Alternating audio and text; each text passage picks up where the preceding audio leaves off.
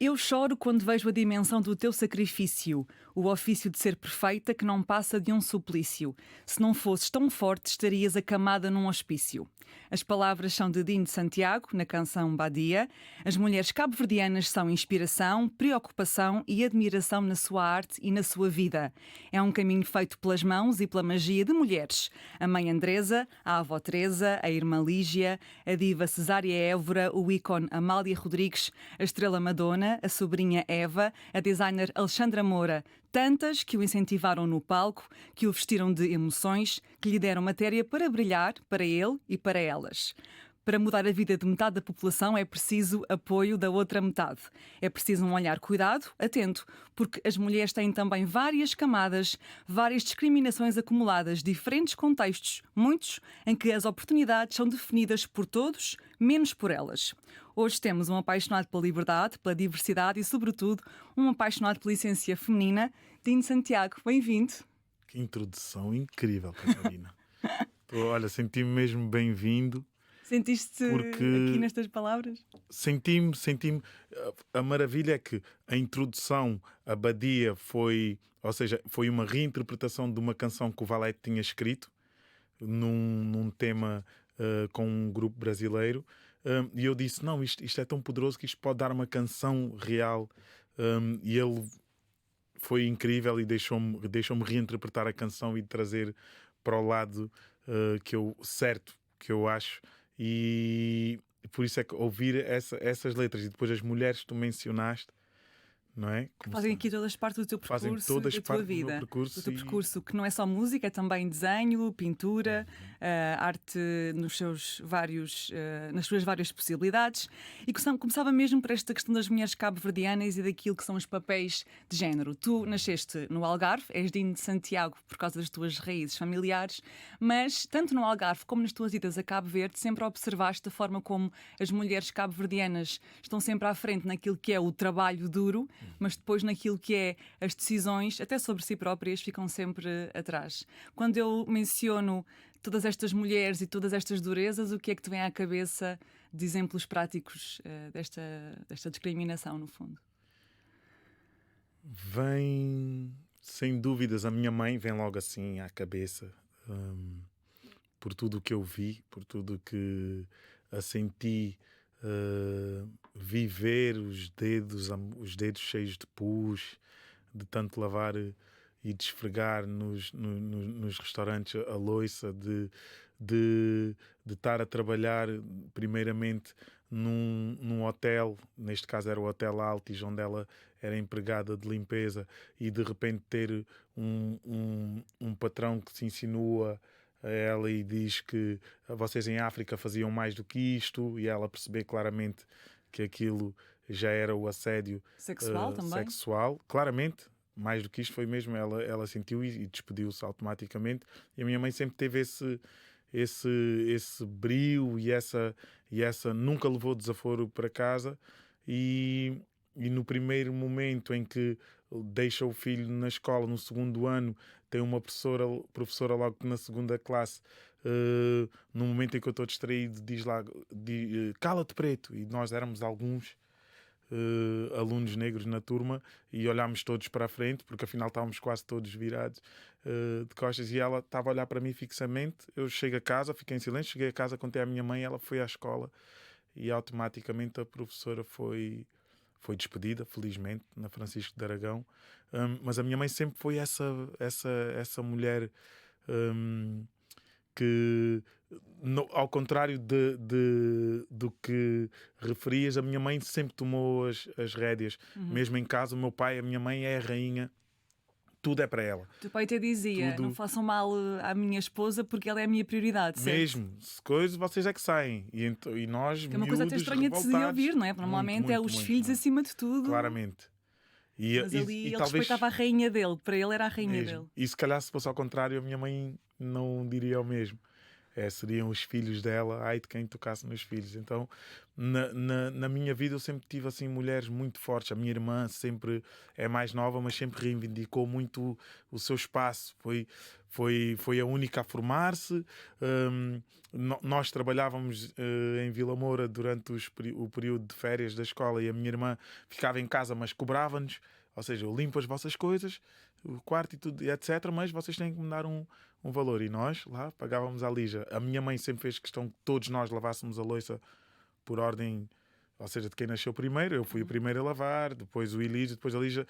Nós sempre o xixi sentado, para não molhar a tampa da sanita, para que ela depois, nem ela nem a minha irmã fossem afetadas com isso. Então sempre foi uma família muito matriarcal. E a minha avó é o pilar desse matriarcado. A tua avó Teresa, aliás, até teve direito a uma canção e tudo. Que se Todas chama elas tiveram. Brava. Todas elas tiveram. É. A Brava, a minha mãe teve a Mamã em 2008 e a Lígia... E a Eva teve direito a um álbum teve mesmo. álbum mesmo. O primeiro álbum a solo, que agora, 10 anos depois, reinventaste com outras canções. Essas mulheres que limpam os escritórios, que limpam os hotéis, eu costumo chamar de mulheres invisíveis, porque fazem um trabalho que é super necessário para a nossa vida diária, e para nós estarmos confortáveis naquilo que fazemos, mas cujo papel não se vê de forma ativa. Essas mulheres são muitas vezes imigrantes, mas são também as mulheres que estão aqui próximas de nós, em bairros como, por exemplo, a Cova da Moura. Tu tens muito também essa experiência de ver a mulher que, em plena Lisboa de 2024, ainda continua a ser muito subjugada e com funções que têm pouco reconhecimento por parte da sociedade, mas que são super importantes. Por exemplo, as mães da Cova da Moura, que são amas de todas as crianças do bairro. É verdade. As amas da Cova da Moura, que finalmente no ano passado viram, graças a uma reportagem muito bonita da Mensagem, viram o seu estatuto de ama a ser finalmente reconhecido e legal. Porque até então foi sempre de forma clandestina. E agora, aí a vossa importância de existirem jornalistas, claramente tinham que ser jornalistas mulheres, a trazerem isto à tona e a conseguirem esta reivindicação.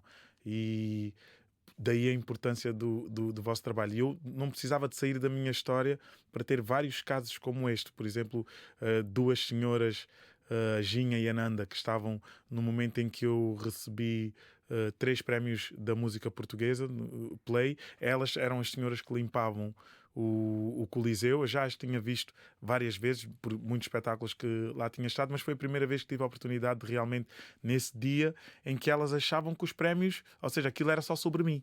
Porque de repente vai ir uma vez, vai 2, vai 3, então elas depois, como viam pessoas a passar diferentes com um prémio na mão, estranhavam e tudo. E eu no final eu disse-lhes: olha, vocês vão comigo para a passadeira, porque elas estavam sempre a limpar a passadeira para a próxima pessoa.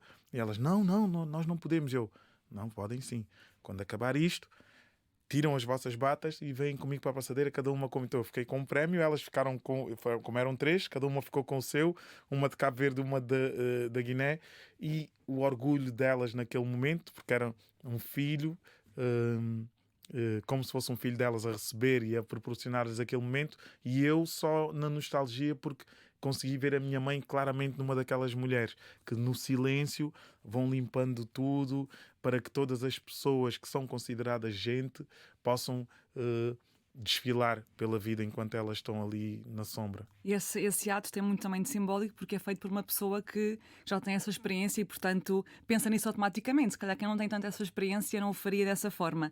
Mas também esse trabalho das mulheres negras, hoje em dia, é também a base da emancipação de muitas outras mulheres. Ou seja, as filhas. Exatamente, as filhas, e também ao contrário, que são também as mulheres negras que limpam, hoje em dia, por exemplo, as casas de outras mulheres negras que são empresárias, que começam a ter uma vida, enfim, corporativa, etc. E, por exemplo, em Cabo Verde há muito uma questão, agora um debate que se tem feito, que é a forma como as mulheres negras que limpam as casas das outras mulheres negras dedicam-se tanto que estão também a tirar tempo, por exemplo, à família e aos filhos que depois são obrigados a estarem em vidas mais ligadas à violência, porque a sua mãe está ocupada a cuidar dos filhos e da vida de outras mulheres que estão a alcançar o sucesso. Me parece que é sempre o sucesso de umas mulheres à conta de outras mulheres também. No final da pirâmide vai estar sempre uma mulher negra.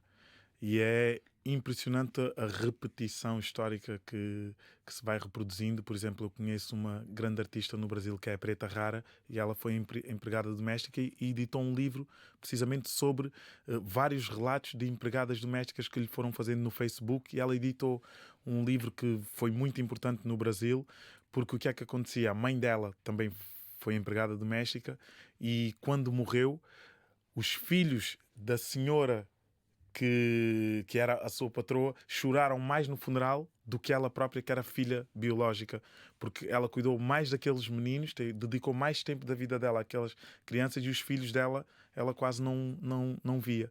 Então isso mostra a realidade cruel que acontece também por cá em Portugal. Ou seja, são muitas destas mulheres continuam a ser as cuidadoras, são muitas as Marias. Parece que é o nome mais comum nelas, e em Cabo Verde não poderia ser diferente. Em Cabo Verde, em Angola, em Moçambique, dos vários amigos e amigas que eu tenho, empresários e bem-sucedidos, têm sempre uma Maria em casa que cuida dos seus filhos, dá o banho, passa mais tempo com eles, dá o afeto que muitas vezes os próprios pais não conseguem dar. Mas os filhos estão órfãos de pais e mães vivas, né? Sim, tu, sobre a tua mãe, sobre o facto de ela ser cuidadora, disseste uma frase que eu achei super interessante, e acho que as pessoas que nos estão a ouvir vão se relacionar com esta frase, que é: sempre que vou à minha casa, a minha mãe continua a ser a última a comer. Eu acho que isto é muito a figura da mãe. A minha mãe também é assim. Nós às vezes dizemos: mãe, senta-te, come, aproveita aquilo que tu própria cozinhaste, mas tu dizes mal sobre a tua própria frase, porque é mesmo uma frase muito... Às vezes nós estamos aqui a tentar descrever imenso aquilo que é uma mãe, e isto é uma mãe. Isto é a tua mãe. Isto é uma mãe. É a minha mãe e continua a ser. E a mesa está cada vez mais cheia, não é? Ou seja, eu já tenho 2 filhos, o meu irmão outras 2, e a Lígia mais 2 filhos também.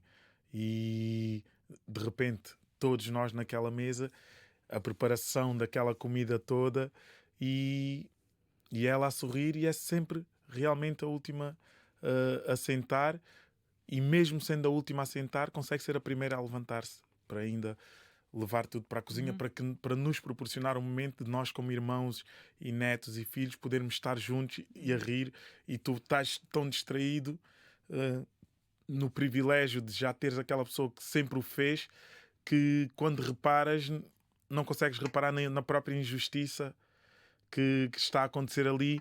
Aquela pessoa doa-se, não pede mais do que aquilo, mas custa-lhe. Nós às vezes insistimos: mãe, senta-te só, para nós é melhor, senão ninguém começa. E às vezes ela lá se senta, mas num abrir e fechar de olhos ela já está de pé outra vez. Parece que aquilo é mais forte do que ela, é um papel mais, que ela herdou. É verdade. Dino, vamos falar sobre racismo. Que é um tema que eu acredito que já estejas às vezes um pouco cansado de falar, porque parece que é um fardo que colocam sempre em cima de ti, mas eu acho que isto é um momento oportuno para isto também. Em 25 de abril de 2022 tu participaste nas celebrações desta data, cantaste no Palácio de São Bento, a residência oficial do Primeiro-Ministro, e na tua atuação usaste uma camisola que dizia: preto, estás na tua terra. A audiência era maioritariamente branca, como é a representação, enfim, país, né? exatamente, e política. Gostava de te perguntar: ainda te dizem isto para ir para a tua terra?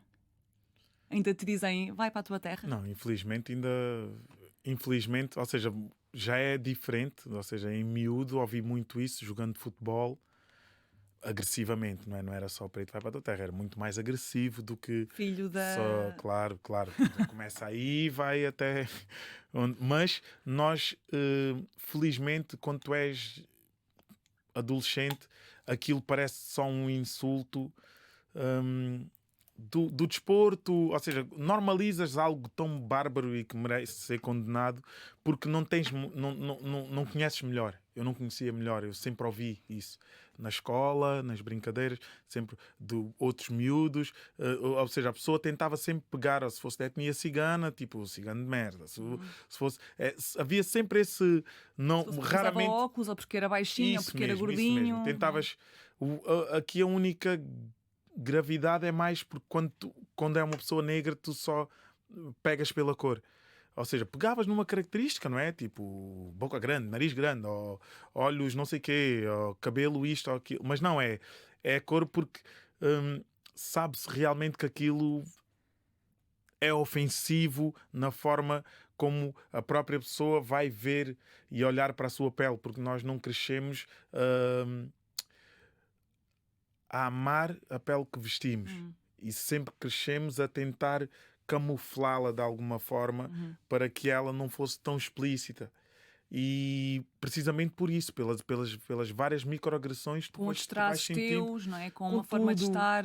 Eu tinha pessoas da minha família a dizer: epá, não vais mais à praia, tipo, já está bom. Por Já causa da escureceste cor. demais." Claro. Tipo, agora daqui a nada ninguém te vê. Então tu cresces com estas coisas e aquilo traumatiza-te. Tu ficas, porra, aí, se calhar é melhor. Então eu cresci durante muito tempo, eu não gostava de ir à praia. Pois. E felizmente foram as minhas namoradas a puxarem por mim. Tipo, não, anda, bora à praia. Porque Quanto mais branco ou menos negro, melhor ainda. menos Menos gerais óbvio. menos insultos. Imagina, até as raparigas, sendo elas caucasianas ou negras, gostavam do mulato, ou seja, do mestiço, que na altura chamava-se mulato. Sim, Vou hoje em falar dia é na uma linguagem, palavra- hoje sim, em claro, dia é sim. mesmo, é crime também já quase. Sim. Mas E- pronto, mas para nós percebermos o que é que te Mas estás a percebemos do que é que eu estou, ou seja, traduzindo-me e transportando-me para aquele tempo, era mesmo latom, mulato, mulata. Não havia mestiço, não havia. E está-te a falar o Dino adolescente. Claro. Hoje em dia, não com esta. Com o que eu sei e Claro. com o que a vida já me mostrou. Mas Me achavam graça era aquela mistura, não é? isso Uma mesmo. coisa Tudo o assim que fosse meio misturado. exótica e tal. Isso. E porque todos os que se aproximavam da minha tez garantidamente eram pedreiros, jardineiros, estavam sempre em trabalhos de muito esforço.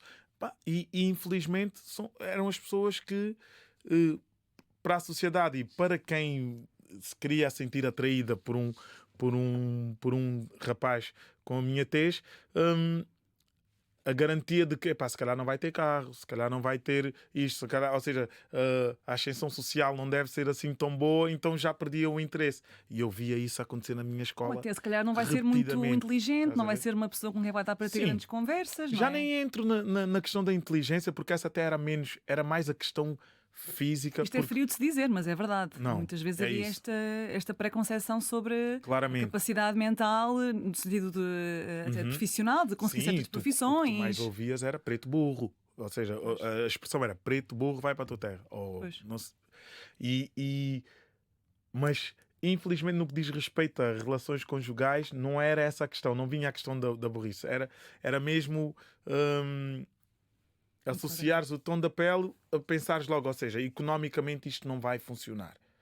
E a dificuldade que eu vou ter para apresentar aos meus pais. Porque depois imagina, eu cheguei a ouvir isto em Angola e cheguei a ouvir isto em Cabo Verde. Então nem preciso de chegar a Portugal. Filha, sou para te relacionar é com homem branco. Não é com homem negro. Senão nunca mais vais ascender ou seja, a tua casta Pois. nunca mais vai. Ou seja, começa a purificar. Olha as Com as expressões. mulheres negras, não é? Com as Ou mulheres seja, negras. arranja um namorado que seja Isso branco. mesmo. E depois, pior do que isso, em Cabo Verde ainda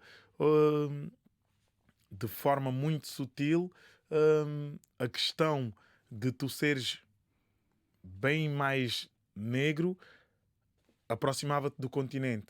Quando as pessoas Continente de Cabo Verde, africano. do continente africano, quando as pessoas do arquipélago queriam se sentir mais próximas do Ocidente. Mais europeias. Então há muita. Felizmente começa a haver menos, mas ainda há muito essa quase que prepotência. É uma herança também de que o ser português, ser mais próximo do branco português, Claramente. é ser mais bem visto, ter mais sucesso, ter não mais des- hipóteses de vencer na vida. Historicamente, há a gravidade de o povo cabo-verdiano ter sido utilizado como capataz em Angola, em Santo Tomé, na Guiné. Ou seja, porque eram os que tinham mais cruzamento com os portugueses. Então o facto de já haverem muitos cabo-verdianos miscigenados fez com que esses eram as pessoas que realmente eram os contratados para depois estar do lado de Portugal nas ex-colónias. Olha, vamos falar também sobre uma dimensão que eu queria muito falar contigo, que é sobre um conceito que não existe, que é o conceito de racismo inverso. Vou explicar porque é que não existe. Porque a escravatura ou o tráfico de pessoas negras foram definidos com base num sistema de poder, de opressão racista, em que as raças eram hierarquizadas, digamos assim, os negros como sendo uma raça menor, e também estou a usar novamente palavras que se usava na altura, como a palavra raça. Portanto, os negros como sendo uma raça menor e os brancos como sendo superiores, e é daqui que vem o racismo. Por isso é que não há racismo inverso, porque não há um sistema de poder que tenha colocado historicamente os negros como superiores aos brancos. Não há essa estrutura histórica de relações de poder. Agora, tu tens 2 filhos com 2 mães brancas. O segundo é com a tua esposa. E também ia te perguntar sobre isso, que é, se também ouviste isso, que é namorar com uma branca e depois o ter o filho com uma branca. E depois, de que cor é que o filho vai ser? Felizmente eu não tive. As pessoas não têm coragem de dizer, as únicas pessoas que me disseram foi no Brasil, e eu depois tive que entender a visão delas. Ou seja, cada vez que um negro no Brasil conseguia algum sucesso na sua área, a primeira coisa que acontecia era ter uma mulher branca, loira, mas depois ia para a favela e tinha filhos com mulheres negras. Mas na hora de aparecer na fotografia, então elas deram vários exemplos e eu achei aquilo surreal. Eu disse, olha, a realidade em Portugal posso dizer que é completamente diferente. Então, estou aqui com uma pessoa que viu-me com ranho no nariz a contar tostões. Ela não conheceu o Dino, o artista.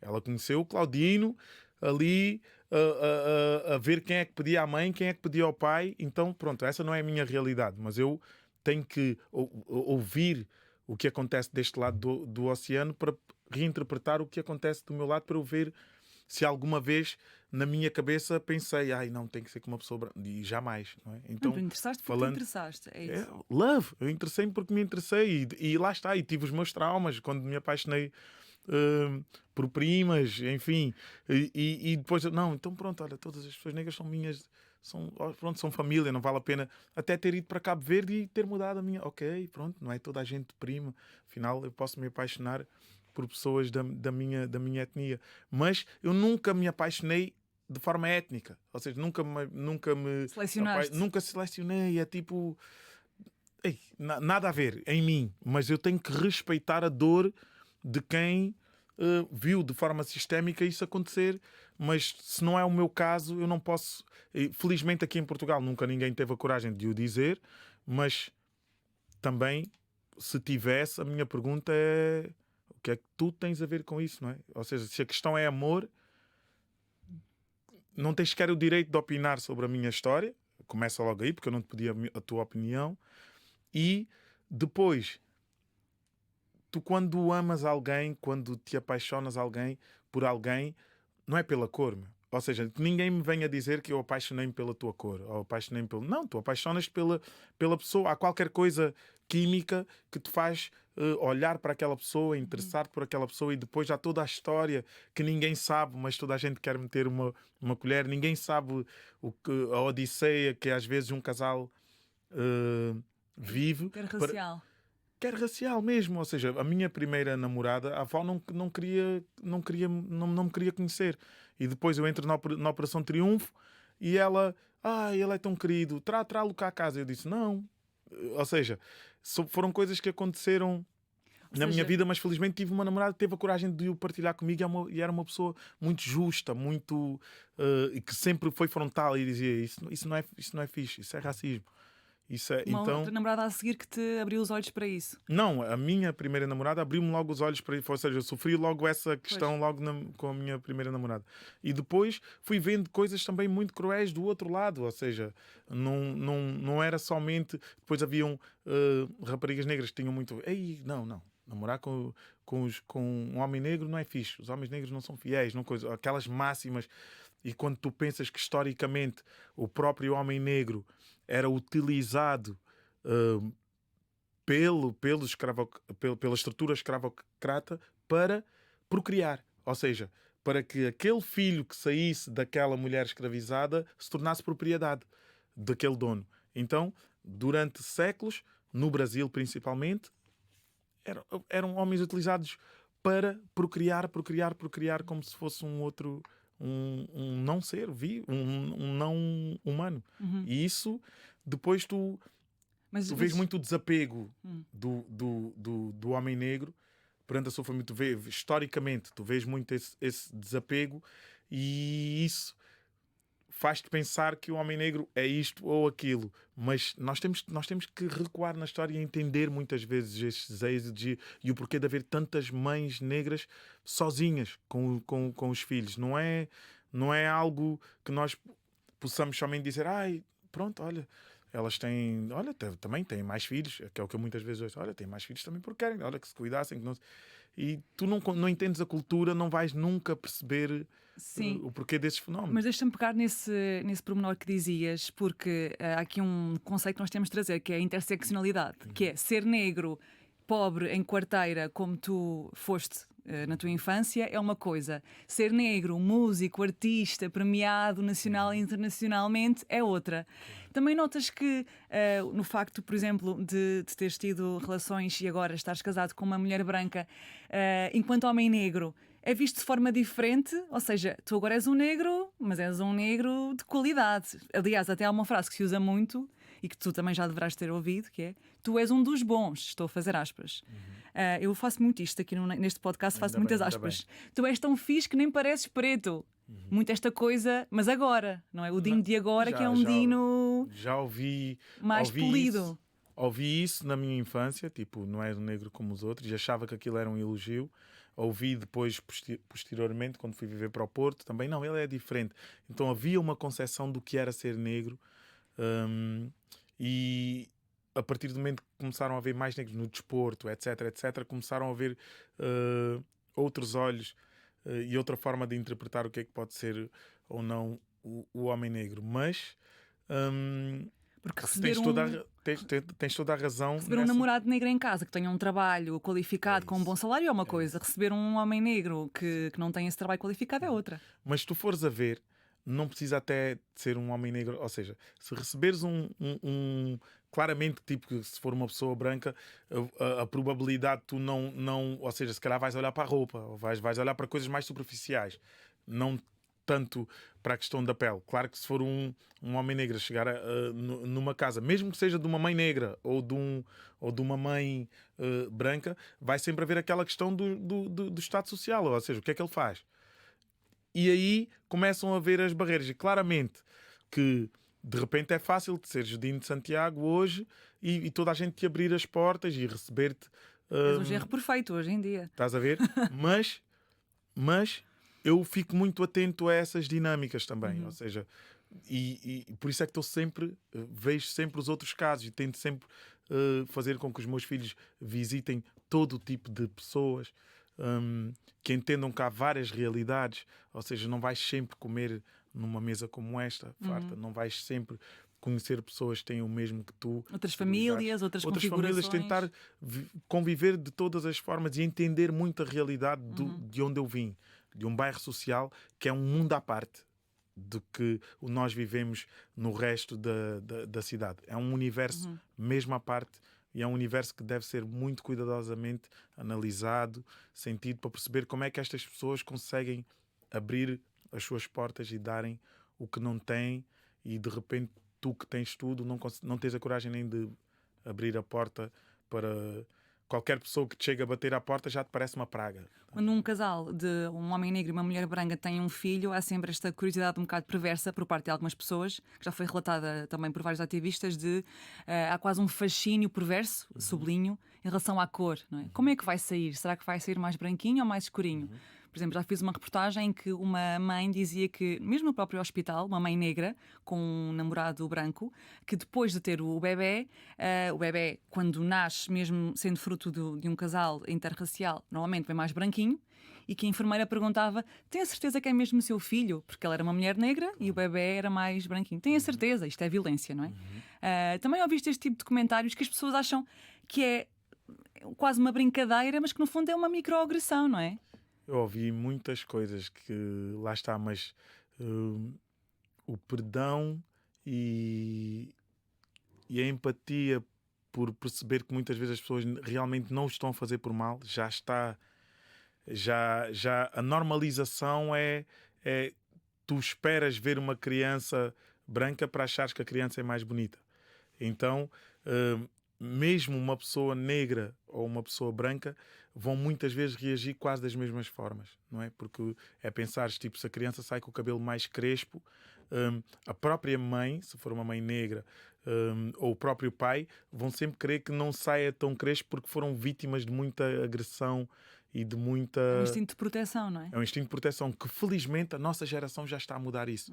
Nossa geração já olha, já faz com que os nossos filhos olhem para o seu cabelo com orgulho, como uma coroa. Se for menina, uma coroa de rainha. Eu vejo na Eva, minha sobrinha, a questão da afro dela, a importância de ter existido atrizes e cantoras que realmente vão para a televisão e aparecem belas a exibir a sua afro.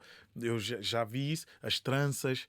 Então as minhas sobrinhas já cresceram com um orgulho de serem meninas, mulheres com orgulho das suas raízes, que nós não tivemos. Não, e tudo isto tem raízes históricas, como dizias, não é? Porque o crioulo está entre o branco e o negro, que é aquele que oprimiu, aquele que foi oprimido, não é? O que escravizou e aquele que foi escravizado. Portanto, há toda uma história que nos leva até aqui. São 2 filhos, o Lucas e a Cleo. Ele tem 3 anos. Tem E ela tem 1 ano e 3 pouco, meses. 1 ano e 3 meses, na altura em que estamos a gravar. 4. Porquê é que achas que és um bom pai? Boa, essa pergunta é difícil. Ou seja, eu ainda estou a construir esse lugar de me achar um bom pai. Mas primeiro querias muito ser pai, isso é o Queria primeiro muito, passo. muito, muito ser pai e felizmente sou. Porque de forma egoísta estou a crescer muito mais enquanto ser humano graças aos meus filhos e a vontade de aqui permanecer mais tempo. Porque durante algum tempo eu sempre disse aos meus amigos, etc., mano, eu acho que não vou durar muito. Tenho aqui o tempo. Então sempre gostei de... Na vida, Sim, é na isso? vida.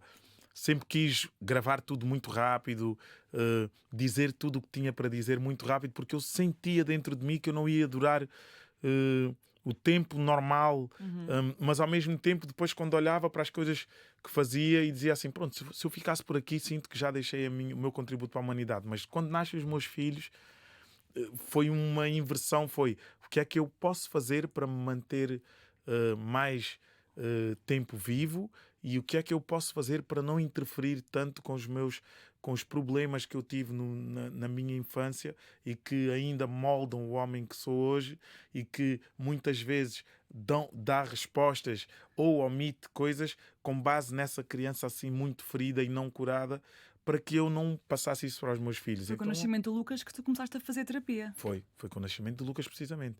Porque eu tinha prometido à mãe do Lucas que quando o nosso filho nascer vou ficar mais tempo em casa, E aconteceu precisamente o oposto. Eu comecei a ficar apavorado e eu, não, tipo, isso falta a guita, isso não sei o quê. Então comecei a trabalhar e a procurar mais desculpas e atrás de desculpas para trabalhar mais e mais e mais e mais para que não faltasse. E quando houve um momento que eu dei por mim a olhar ou seja, o meu filho já tem mais dinheiro no banco do que eu. Ou seja... E essa Aquela aflição de escassez morrer e a escassez, lá está. Como houve escassez, eu não queria que lhe faltasse nada. Então trabalhei para ele. E ao mesmo tempo tu olhas e não estás em casa, não vês as coisas mais bonitas que poderias ter visto. E mesmo sendo pequenino, ele vai absorvendo tudo. Pode não se lembrar da memória de forma clara, mas a experiência fica lá. Tudo. Dizem, não é, que as crianças até aos 3 anos não se lembram de nada. Eu tenho registado tudo, vários vídeos, várias não se coisas. Não memória prática, mas a sensação e a emoção fica lá. Não? Mas eu mesmo para a memória prática eu guardei muita coisa que é para depois oferecer-lhe quando ele fizer 4 anos, que é tudo o que tu viveste até aos teus 4 anos e que provavelmente não te lembrarias daqui a 10, 15, 20 anos. O que é que a terapia te fez descobrir sobre ti? Além desta parte da escassez, podemos dizer algumas coisas sobre a pobreza que tu passaste. Enfim, o chão das casas era de terra, não tinham luz elétrica. Já contaste que as roupas tinham marcas de xixi ou das fezes dos ratos. Portanto, pobreza a sério, pobreza que, como a maior parte das pessoas que estão a ouvir, nunca experienciou e felizmente, esperemos, nunca irá experienciar. Mas além desta questão da escassez, o que é que tu sentiste que estava preso aí e que te fez tomar algumas decisões na vida porque não tinhas descoberto certas partes de ti ou certas vontades tuas? Ou sabias que elas estavam lá, mas estavam encobertas? Já estou a fazer muitas perguntas ao mesmo tempo. Mas são perguntas todas muito boas. Ou seja, a primeira resposta que eu te posso dar é: eu passei a saber realmente quem sou. Neste momento, quem te diz que sabe quem é, eu neste momento sei. Até aos meus 38 anos eu não sabia. Eu, eu tentei projetar a minha vida toda aquilo que eu achava que o meu pai ia gostar que eu fosse, que a minha mãe, que os meus irmãos, as minhas namoradas, os meus amigos. Foi sempre uma tentativa de agradar o mundo, porque me era fácil. Ou seja, eu sentia que o meu coração era gigante e que poderia receber tudo, mas ao mesmo tempo também aceitei muita injustiça para comigo e por ter crescido desta forma tão religiosa, em que dás a outra face, em que tens que aguentar as provações, como no livro de Jó, e é sobre esse sacrifício. O meu pai sempre é no fogo é que se aprova o ouro. Eu levei muito essa martirização para a minha vida e isso impediu-me de simplesmente ter o direito de dizer que, olha, não me apetece fazer isto. Olha, hoje não me apetece carregar a minha cruz. Olha, hoje não me apetece sequer... Não quero que a minha vida seja traduzida tipo numa pessoa negra que tem que levar todos os outros negros atrás, tipo, e ali na terapia ela puxou-me à terra e não foi só a minha terapeuta, psicoterapeuta, foi sessões mais holísticas, ou seja, a minha psicoterapeuta, as pessoas têm nomes, né? A Ivone, o Cavi fez um trabalho também holístico incrível comigo, a Emma, que também é minha prima, e fui tendo várias pessoas que me foram ajudando, a mãe da Naomi, que me foram ajudando. Naomi é a esposa, para quem não Sim, sabe. e foram-me ajudando ok, tipo, eu não sou pecador, ou seja, a minha origem como ser humano não é uma origem pecadora que tem que tentar ser impecável. Mas esses sims que tu dizias, Estás sem a querer ver? dizer sim, era a nível profissional, mas também a nível pessoal. A todos os níveis, ou seja, tudo que eu deixei de desenhar durante mais de 10 anos porque eu dizia que toda a gente vinha, Dino, faz-me só esta foto, Dino, faz-me só esta foto, e eu acumulei fotos que eu ainda tenho em casa, de passe, de várias pessoas da minha escola, porque eu não conseguia dizer que não. Eu achava que tinha que dizer que sim a tudo. E quando em terapia me apercebi que realmente um não era um sim a mim próprio, a minha vida mudou radicalmente. Ou seja, porque Tu a senão o seguir a que é que ia isso acontecer? começaste a fazer e até a tomar muitas decisões que não tinhas tomado Muitas, antes. muitas na minha carreira, o facto de eu achar que não, se estão a dizer é o que é, pronto, não vou questionar. Eu nunca questionei muito. E então, muitas vezes, eu, para não ter que confrontar com as pessoas, eu fazia o que queria, mas a dar voltas gigantescas, até que um dia me irritava e tipo, opá, olha, e ali com ela que identificou o ponto, e aqui falo da doutora Ivone, porque acho que ela foi crucial neste momento, que foi quando ela percebeu-se que eu fugia pela janela, porque ficava trancado em casa com os meus irmãos e eu não aguentava aquilo e eu era o único que fugia, os meus irmãos ficavam pela janela. E, e vivia a vida, ou seja, o momento de alegria era, ou seja, eu arriscava tudo só para poder ser livre. E o que acontecia é que realmente depois eu trouxe tudo o que era realmente quero ser livre, eu ia pela janela. Ou seja, podia não estar feliz na relação. Então, em vez de terminar, eu não tinha a coragem de terminar e traía. Traía a pessoa, lá ia eu pela janela. E depois terminava a relação, a pessoa sabia e eu sentia-me horrível. Ou seja, tipo, és um monstro. Acabaste de fazer. Então foram tantas lágrimas que eu acumulei de outras pessoas e guardei as minhas, simplesmente porque não tinha a coragem de dizer eu não estou feliz. Traí agora, pronto, acabou a Sim, paciência. e Mas depois era comecei a aquela coisa. acumular as várias, estou infeliz, pá, mas é o que é para ti. Tipo, já falhaste, já falhaste tanto na vida que isto é o que te sobra. Não tens o direito a mais. E na terapia eu aprendi que tu tens sempre o direito ao teu lugar ao sol, e que cada pessoa é responsável pela sua vida, ou seja, pelas suas escolhas, pelo que aceita ou não. E comecei a fazer as pazes comigo, apesar de ter agora aumentado o número de sessões, faço 2 semanais e Uau. ainda 2 por continuo semana. 2 Uau. por semana e ainda Uau. faço mais uma sessão holística, que assim de X em X meses, e agora senti pela primeira vez a introdução do rebirthing e adorei, então vou adicionar Pois também. é um vício, não é? Está sempre a experimentar coisas Não, novas e porque, vai surgindo. ou seja, é um bom vício, estás a ver? Pois. Porque o meu antigo vício era a autodestruição. Era não merecimento. E agora o meu novo vício é bom gostares de ti, estás a ver? É bom amar-te em todas as faces. E o exercício que agora está a ser treinado é, imagina, se eu fico um bocado mais gordo, se eu fico, etc., já começo logo já começo com o julgamento, porque ele está sempre lá. Sim, mas já sabes como domá-lo, não é? E agora já começa do mal. Pá, mano, pronto, estás mais fofinho, tipo, Sim. aceita, daqui a nada passa. Estás a Eu ver? diria, vou adivinhar, que a terapia também te fez, se calhar, assumir um daqueles que foi e que é um dos maiores amores de toda a tua vida, que é a Naomi, que é hoje a tua esposa. Sem querer entrar em muitos pormenores, porque é a tua vida pessoal. Mas, entretanto, em pouco tempo, vocês ficaram juntos de novo, casaram e tiveram um filho. Pergunto-te, consideras-te um bom marido?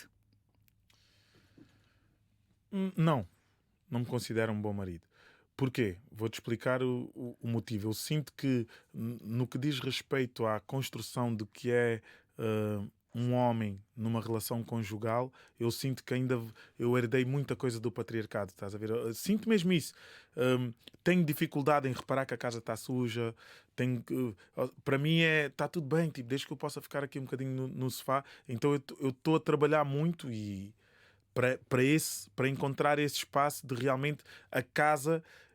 Eu nunca me senti bem em casa, em nenhuma casa. Ou seja, sempre senti que eu prefiro estar num hotel onde, ok, aqui posso só ser e está tudo bem. Sem preocupações, se Sem calhar. preocupações, e vi que precisava de crescer. Ou seja, para ser um homem de verdade e um homem que olha para a sua esposa. companheira não é? Para a sua cúmplice como um ser igual e um ser que também merece o direito ao descanso, não precisa de ativar ok, tem que se preocupar com tudo e agora Como a tua o mãe, não é? leite, Sempre alerta para etc. tudo. Sempre alerta. Eu vi que, lá está, escrevi uma canção como seria, a dizer, e se desses mais de ti como seria, pedes muito mais de mim, e apercebi-me que realmente a pessoa pedia muito mais de mim, porque eu não conseguia sequer perceber que estava a dar o pouco de mim, porque para mim eu estava a dar muito, porque então, mas fogo, todos os dias sou eu que digo que te amo, eu, tipo, procuro sempre comprar-te coisas para tu estás feliz, que levo-nos sempre para viagens, e esquecia-me que a parte doméstica, a parte da casa, a organização, era uma parte essencial para o equilíbrio da pessoa. Então eu sinto que em todas as minhas relações conjugais eu falhei por isso. Então ainda não me sinto um bom marido, porque sinto que estou a trabalhar para ser um melhor...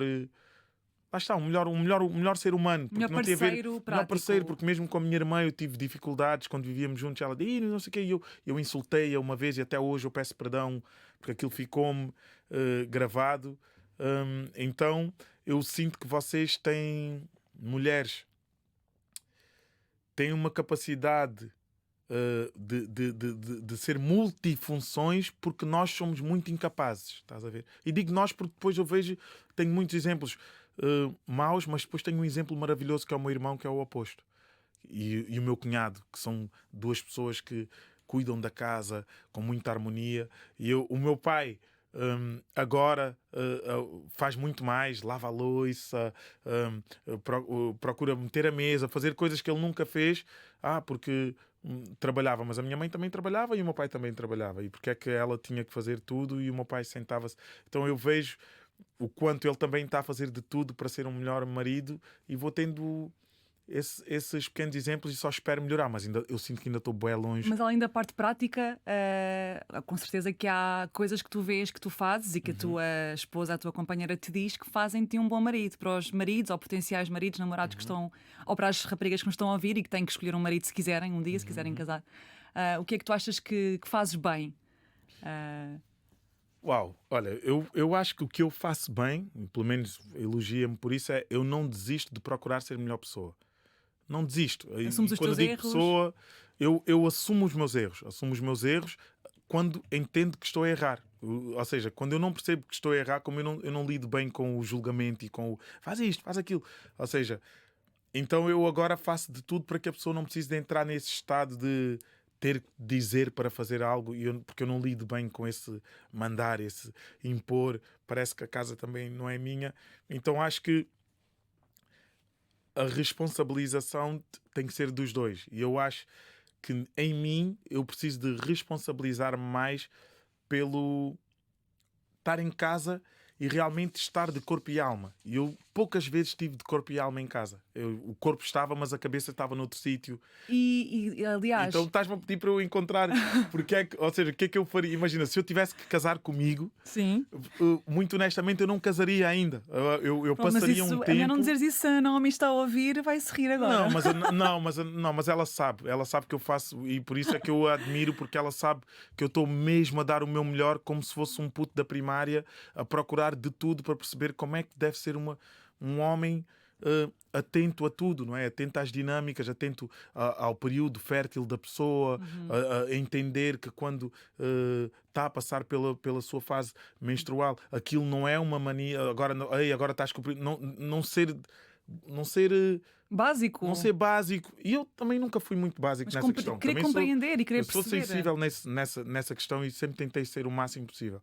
Mas agora, cada vez mais, principalmente porque temos a Cleo, eu estou muito mais atento a ela, às dinâmicas, para não deixar que a pessoa também sofra muito com E as tem muito mais a consequências. ver com aquilo que se faz no tempo que se tem, porque tu viajas Sim. muito em concertos, em trabalho, mas tem muito mais a ver com isso, com aquilo que tu fazes do tempo que tens, tal como tu referias em relação ao teu primeiro filho, ao Lucas. Sim. Não é uma questão de tempo, quantidade, é uma questão de tempo, qualidade também. Isso mesmo. Tanto com os filhos, como com a tua companheira. Claro. Não é? E nós devíamos ser educados, ou pelo menos mais introduzidos durante o nosso período escolar. Na infância, essa formação, a preparação de uma criança que de repente um dia vai escolher alguém para partilhar a vida.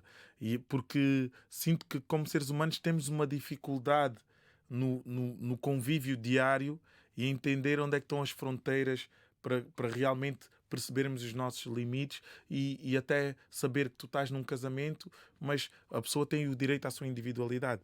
Ou seja, se tu sentires vontade, onde é que eu acho que eu sou um bom marido? Tens vontade de estar sozinha, ir passear sozinha, ir ter com as tuas amigas ou fica aqui com os filhos, não te preocupes.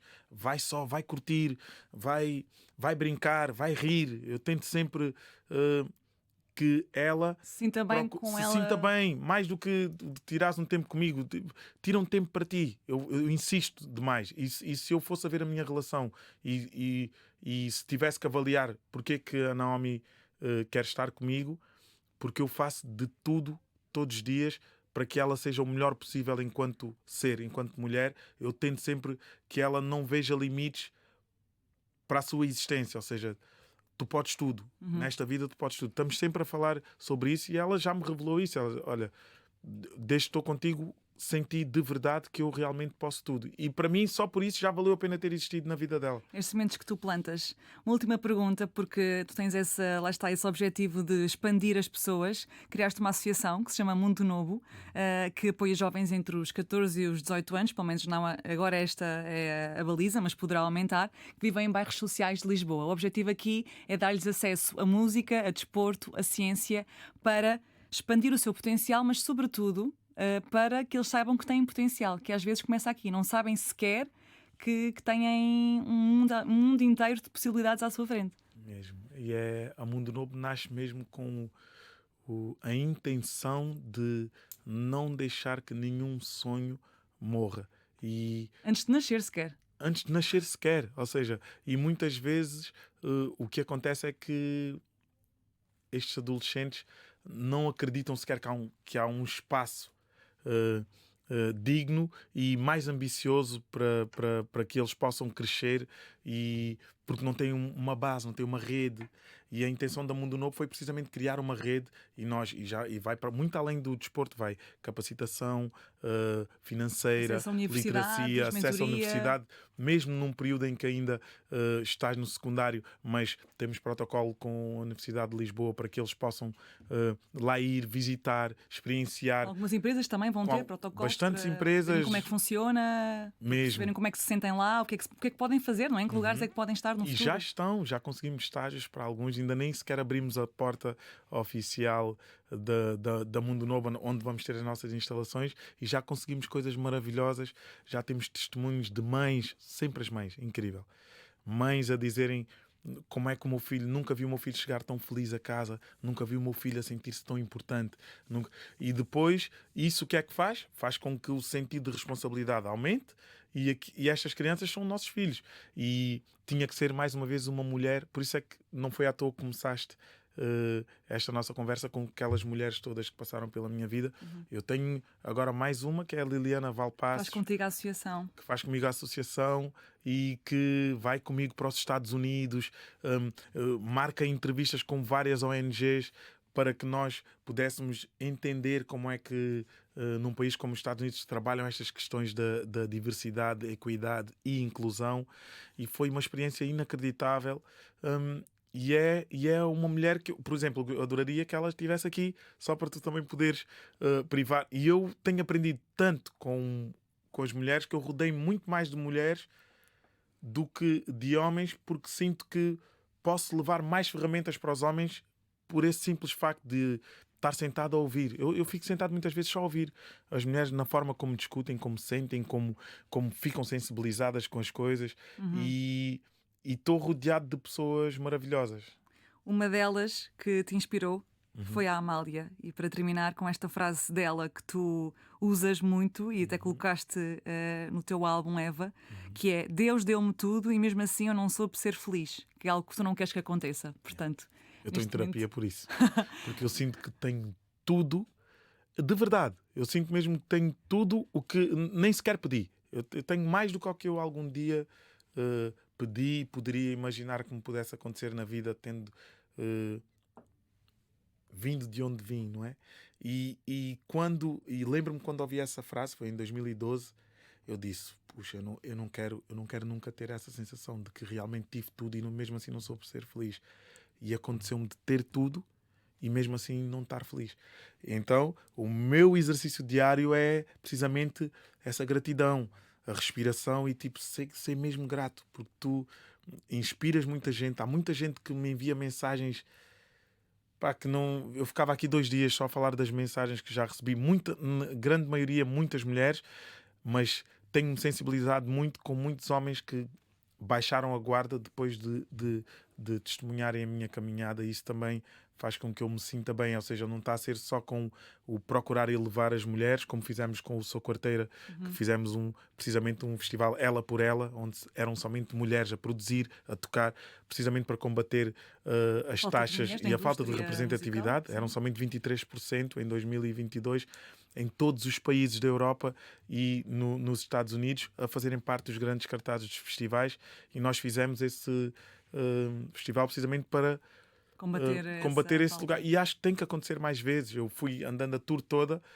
este ano e atento a isso. Deixa-me ver quantas mulheres vão estar nos cartazes. E havia cartazes 100% masculinos. Em que começas a ver, já não consegues não ver. Não consegues. O teu olhar fica treinado e setas tudo.